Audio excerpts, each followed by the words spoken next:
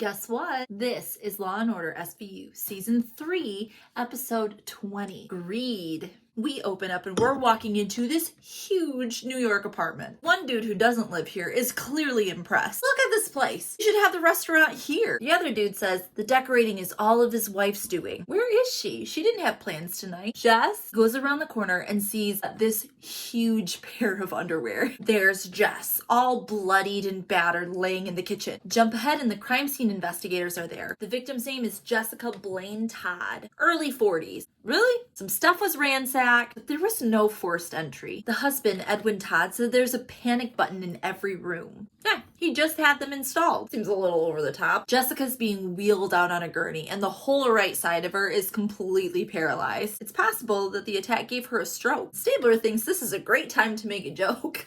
No forced entry. Well, there's 3 fireplaces. Should we be looking for a guy in a red suit?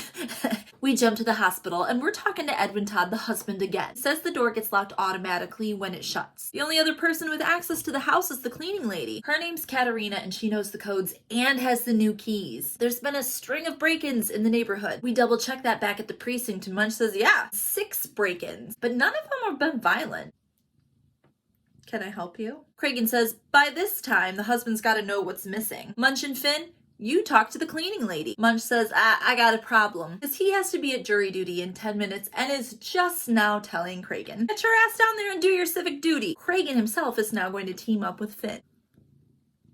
We're with Benson and Stabler, and Edwin Todd says Jess's first husband was an investment banker named Jerry Blaine. He did a great deal for him, made him a lot of money. When Jerry died, he came to pay his respects, and that's when he met Jess. His wife had died 3 years ago, and they really supported each other because they knew what they were going through. They married in her summer house a year later. Aww. As he's talking, he's realizing Jess's $35,000 Rolex is missing. We jump over to the cleaning lady's place. Her name's Katerina, and she's got a different story to tell. She loved Jerry Blaine, the first husband. In fact, she lived with Jess and Jerry for 5 years. After he died, Edwin Todd moved in pretty quickly. He said he wanted his privacy and made her move out. So now she lives with her boyfriend, Andre Gorski. Yeah? Where was he last night? He's a limo driver. He's out till 4 every night. And last night he accidentally took my keys so I couldn't even get home. Her keys that have the house keys of the Todds? Let's check this guy out. We go to the limo place and the boss says, he wasn't working last night. Uh-oh. We go to talk to Andre Gorski, and this idiot tries to get away in his limo. Clearly, he's trying to hide something. Let's bring him in. All right, Gorski, where were you last night? Told Katerina that he was at work because he was with his other girlfriend. And he tried to run away because he doesn't have a green card. Cragen and Finn are all up in this guy's face, telling him they're gonna deport him. You better say goodbye to both of your girlfriends. If I give you some information, can I please stay? He tells him that Katerina heard Mr. and Mrs. Todd arguing the night before she was attacked. So Benson and Stabler ask Edwin Todd, hey,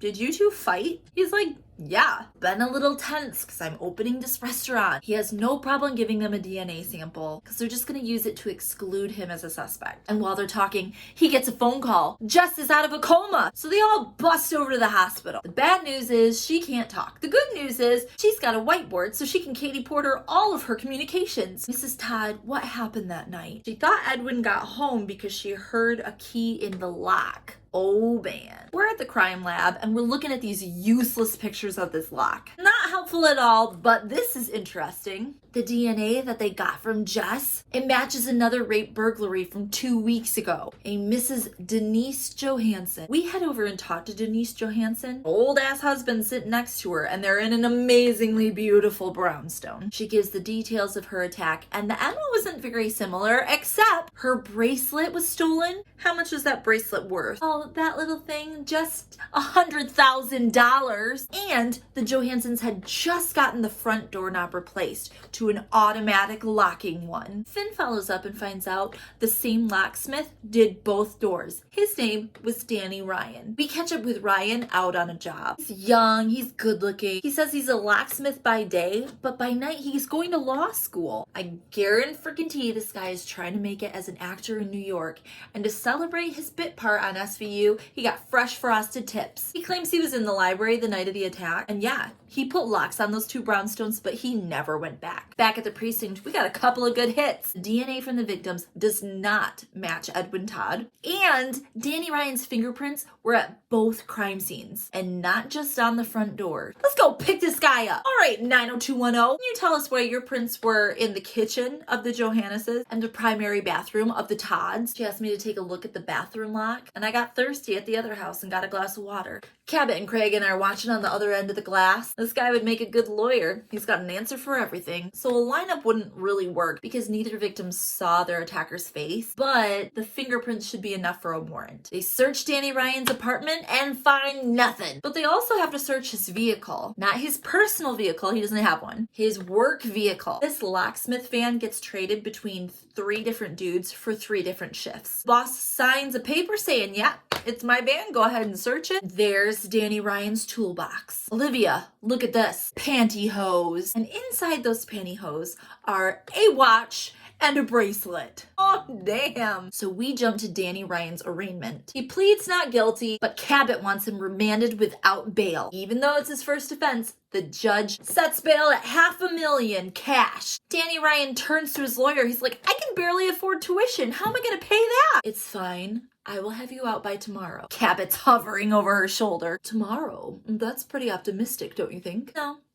Your detectives beefed it because they got permission from the wrong person. Jump to the judge's chamber, and both lawyers are talking to Judge Petrovsky. The issue in question is whether or not they were constitutionally allowed to search the toolbox. It was his property in somebody else's vehicle. Judge wants to err on the side of caution. Evidence in the toolbox is inadmissible. Well, that's the only evidence we have. But back at the precinct, something is itching at Stabler. Why would this dude hide stolen shit in a toolbox that 2 other guys had access to? Finn comes in because it's not him. DNA has come back and it ruled Danny Ryan out. This dude didn't rape anybody, which means somebody went to a hell of a lot of trouble to frame this motherfucker. Maybe the framer left prints on the toolbox. The lab takes a look at that toolbox and there's like 7 other dudes' prints on there. There's no way the judge is going to allow them to sequester all the DNA, but they might not need it. Why? Because the diamonds in Denise Johansson's bracelet are so friggin' big that one of them had a partial print. And whose print is it? Edwin Todd. I'm not even kidding. Okay, so how does this work? We've got both couples' pictures up on the board. Both women were raped, but only Jessica was beat to shit. They're looking at the pictures and Cragen's like, why is this good-looking blonde young woman with this old peanut looking dude? Gotta be for the money, right? He's like a bajillionaire. The team thinks Denise and Edwin are in it together. Well, let's go see what Edwin Todd has to say. Hey, Mr. Todd, did you by chance touch the toolbox? He blinks and waits just a beat too long. He went to the bathroom and I took a screwdriver to fix a fucking cabinet or something. But this is Benson and Stabler, bitch. You can't pull a fast one on them. What's this dude's motive? Money, obviously. Jerry Blaine, Jessica's beloved first husband, he was worth $10 million. When we talked to the bank dude, he says, yeah, Jessica has most of it still, except for $2.5 million that she's investing in Edwin's new restaurant. I told her not to, especially at Edwin's age. He should be out playing golf. Wait. This mid-40s looking dude, they do some detectiving and then they march into Cragen's office. So we just talked to Edwin Todd, the real Edwin Todd, and hands Cragen a magazine with an old bald dude on it. He's 72, retired, and lives in Seattle. Yup.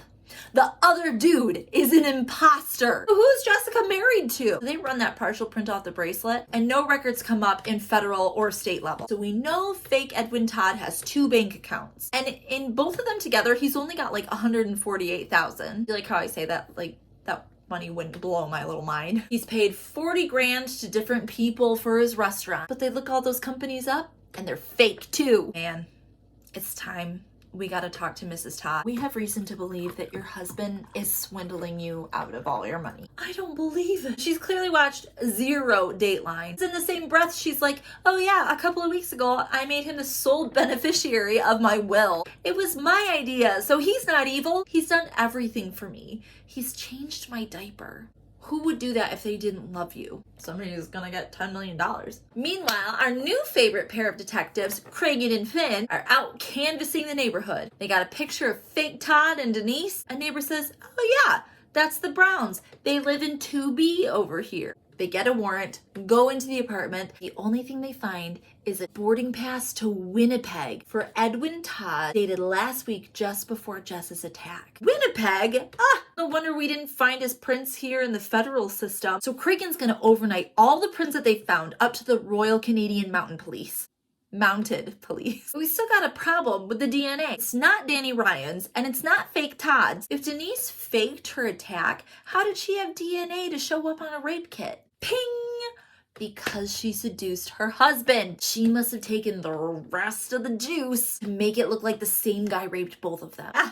We gotta talk to Curtis Johansson. We catch up with this old dude up on an elliptical machine. You want to take my DNA? Yes, and you gotta tell us. Did you and your wife bang before you left? Yeah. In fact, she told me to come home early for a romantic send-off. Okay, so this sucks, but your wife faked her own rape. Disclaimer, less than 1% of reported rapes are falsified. Oh yeah, he knows Edwin Todd. He's invested $250,000 into his new restaurant. He's getting scammed too. We jump back to the precinct. Labs are back. And whose DNA is it? Curtis Johansson's. And Canada sent us back some goodies. Fake Todd's real name is Edward Crandall, formerly of Toronto, and he's done time for fraud. Oh, and Denise? Yup, she's done time for fraud too, with Crandall. So we've got Jessica in, and apart from the wheelchair, it looks like she's pretty much healed from this stroke attack. She kind of has the wise grandma feel of the pigeon lady from Home Alone 2. She says she can't help him. Why not? Because Edwin told her everything last night. Jessica Todd and Curtis Johansson got calls this morning from their spouses' lawyers saying that they couldn't testify against them. Spousal privilege. They've protected themselves by marrying their victims. Benson's like, hang on a second. We've had tons of battered wives testify against their abusive husbands. That's because they're testifying about what they did, not what they said. But wait a second. These two used false names on their marriage certificates. They finally made a mistake. We've got both Denise and fake Todd in different interrogation rooms. They and their lawyers are scoffing up a storm. Are you kidding me with this? So what if it's not my real name? This means your marriage certificate is null and void. But not so fast. Both lawyers pull out official name changes from Canada made before they got married to their spouses. So they are their real names. I feel like I'm playing exploding kittens over here. So now we gotta go back over all the BS financial stuff. Fraud. But what is this? It's in Spanish. Hotel de Sol City de Luna de Miel. De Luna de Miel? That means honeymoon. Now, why would these two idiots have a honeymoon suite? We jump back to an interrogation room with fake real Todd and Denise and their lawyers. Cabot's like, honeymoon is over. Anyway, here's your client's marriage license. Fake Denise looks over. I told you we should have gotten a divorce. Shut up, you stupid bitch. It was all his idea. All right. Well, since you guys are both married to each other still, you cannot legally be married to your other spouses/victims, so these marriage licenses are null and void. Fake Todd's like, oh, but Jessica needs me. And just then, Benson wheels Jessica in, and she's covered in pigeons. Fake real Todd gets down on his knees and tries to schmooze her, and she's like, sit down, you bastard. You're going to hell. Screen goes black, Dick Wolf, and that was Law & Order SVU Season 3, Episode 20. Jum.